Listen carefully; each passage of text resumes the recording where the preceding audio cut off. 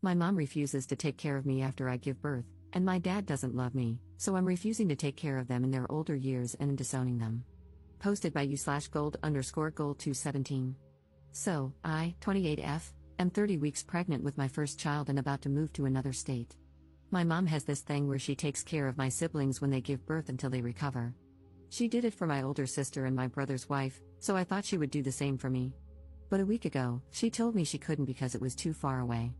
We got into a fight about the whole thing. I told her to get out of my house, and now we're not talking.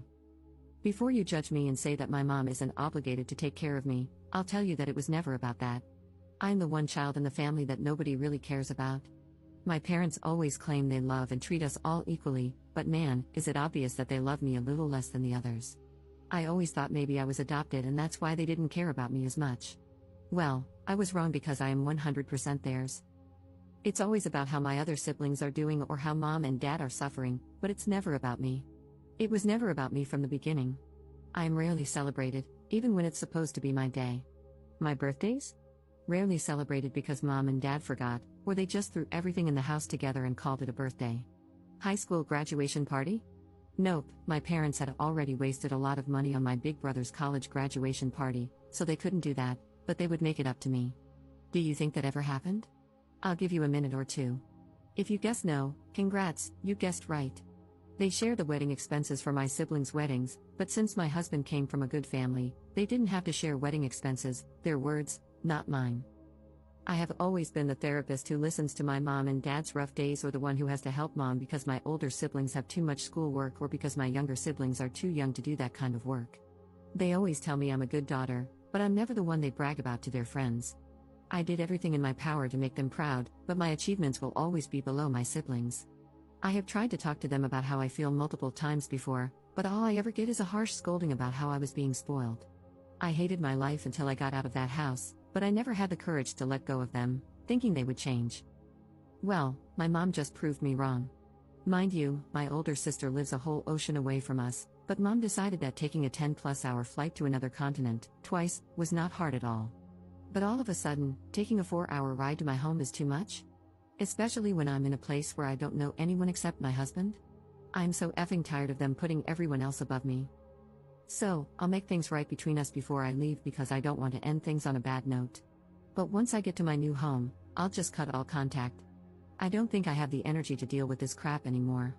Besides, I have my lovely husband with me, so I'll be alright and build myself a new family where I am truly appreciated and loved for who I am. Note, I'm the third out of 5 children. My younger siblings are twins. Notable comments. Commenter.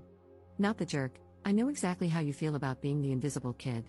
According to my parents, I was the only planned child, 2-year older brother, 6-year younger sister. Well, I have always been subjected to middle child syndrome, look it up. I have only ever been good enough when they needed money. I have student debt just to keep food on the table and a roof over our heads. Sadly, I cannot go no contact as I need to live with them, not great when you're 38. I cannot afford to live on my own here. Go no contact, or low at first, with your parents, as they do not care about you. Believe it from someone who has been there for 10 years longer than you. It's terrible, but once you accept it, your mental health will get better. Just remember that you should never be available if any of your family members, those who do not care about you, ever need help or need to be taken care of.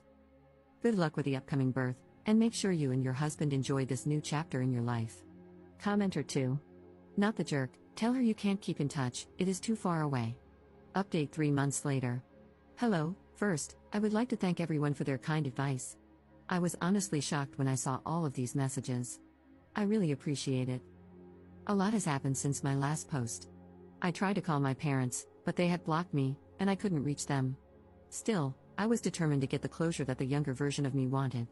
So, I called my older brother and asked if we could meet up and talk about the situation. He told me that he wouldn't meet up with me after what I had done to our mother and berated me, saying that I was an ungrateful person and that mom was under a lot of stress and pain because of me. I told him that it wasn't fair for him to just assume I was the villain and that he couldn't even understand my point of view because they didn't treat him the way they treated me my whole life. He knew they treated me like their personal chef, maid, and therapist for years, yet they couldn't even give me the love and attention I wanted just once in my whole damn life.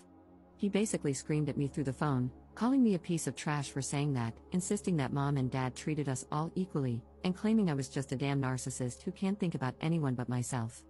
I tried to talk, but my emotions got the better of me, and I started breaking down on the phone. He hung up on me. I even started asking myself if I really was the narcissist my family seemed to think I was. But my husband came to the rescue and helped me through all of this, though the doubt that maybe I was in the wrong still lingered in my head. I guess my brother told my parents that I had called him because Dad called about 2 days later and asked me to meet up at their house. I was about to say no, but I couldn't because his voice was filled with remorse. So, I thought that maybe, just maybe, we could get past the whole thing, and I could drop the thought of cutting contact, even if Mom didn't want to help out. After about 3 days of talking to my dad, my husband and I went to their house to talk. I thought it was going to be just me, my husband, and my parents, but they had also invited my brother and his wife. As soon as we sat down, my dad started talking about how disappointed he was in me and how things shouldn't have led to this. I told him he was right, things shouldn't have escalated to this point, but I had assumed that since Mom helped take care of my sister and my brother's wife, she would do the same for me. Instead, she just favored everyone else over me, and it was frustrating. I told them how I had felt for years and shared everything I had said to you all. But they all acted like they didn't care, which honestly hurt like hell. At that moment, I knew I didn't mean anything to them, so why was I fighting to be part of a family that didn't want me? My husband was about to speak, but I told him not to. Everyone gave their opinions, basically blaming me. Then Dad asked if I wanted to say anything to Mom. I told her that I was sorry because I didn't want any bad blood between us before I closed this chapter and moved on with my life, but she didn't say anything back. Dad said we needed some time to cool off and set some boundaries, and I guess that was it between us. Over the next 2 weeks, we packed up and left the state. I didn't tell anyone where my new house was. Only after I had arrived and settled down did I write a long message explaining everything they had done and how I felt. At the end of the message, I told them I was completely cutting contact with my parents and older brother. I changed my phone number and blocked all of my family on social media. And you know what? My life has never been this peaceful in a long time. I'm happy with everything, and my baby will arrive any day now. It is honestly stressful, but I love it so much. We even hired a helper around the house, because why not? Now my days consist of sleeping, taking walks, eating some more, dealing with back and hip pains, and repeating the cycle, which honestly isn't that bad. Thank you for reading. Notable comments. Commenter. You should have never sought closure from your family. It was a bad move, and look what happened. It's clear you're never enough for them, and you never will be. Cut off all contact with the people giving you trouble. There's a difference between being spoiled and simply wanting to be acknowledged. You're a wife and soon a mother. Your husband and your child are your number one priority and will always come first. You don't need your parents or your siblings, and your child especially doesn't need aunts, uncles, and grandparents who would honestly treat them just like they treat you. This is the start of a new chapter in your life. If they ever reach out to you, do not respond, as I'm positive they're only doing so for some ulterior motive, like resources. Don't give them a chance. I wish you and your new family well. Commenter 2. Don't even bother writing the letter. Make a fresh start, and do not contact them. Get off social media, do not post pictures of your child on it. Do not answer the phone when they call, do nothing. Don't give them the satisfaction of having something more to throw in your face. Just go, live well, because that is the best revenge.